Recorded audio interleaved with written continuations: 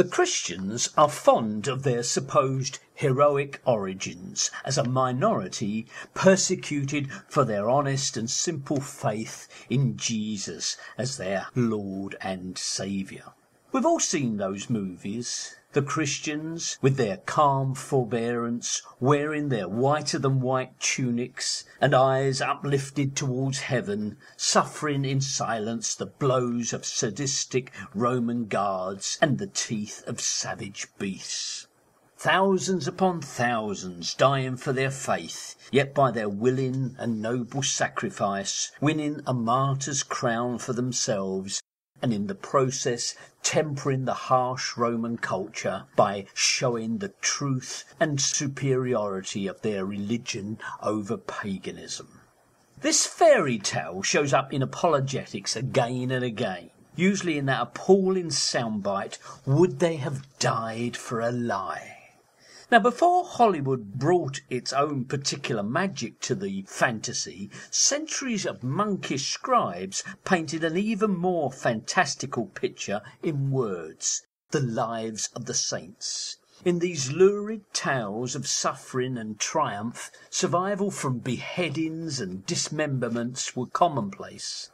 The whole genre had all of the fantasy, but none of the grace of Harry Potter or Tom and Jerry. So where do serious Christians get their information from? How has it become an assumption, rarely if ever questioned, that the early Christians were persecuted, that they died for their faith? How is it one of those things that everyone knows but can't explain how they know? The first historian of the Church, Eusebius, Bishop of Caesarea in the early 4th century, devoted great attention to the so-called martyrs of the faith. Yet even Eusebius could count only 9 bishops as martyrs and fewer than 2,000 Christians in total. Now, 2,000 people is not an inconsequential number, but across 300 years, that's fewer than 7 victims per year. Divide that number across almost 100 provinces, and you can see that persecution claimed fewer lives than strikes of lightning. Of course, persecution never occurred across 300 years, nor in all the provinces. The Western Empire was largely untouched by either persecution or Christianity.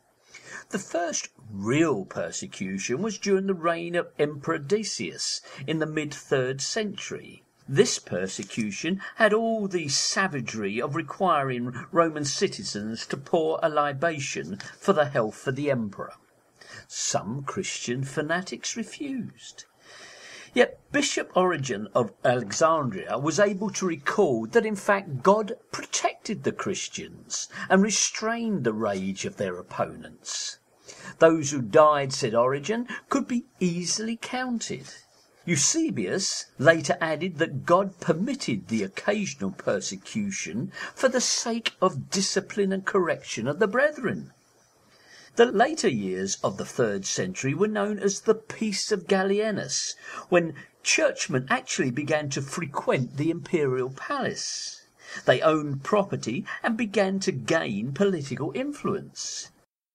In fact, the only true persecution was in the closing years of the reign of Emperor Diocletian and of his successors, Galerius and Maximinus.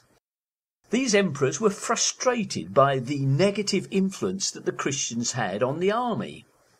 Secret assemblies carried the death penalty, and church books were confiscated for burning.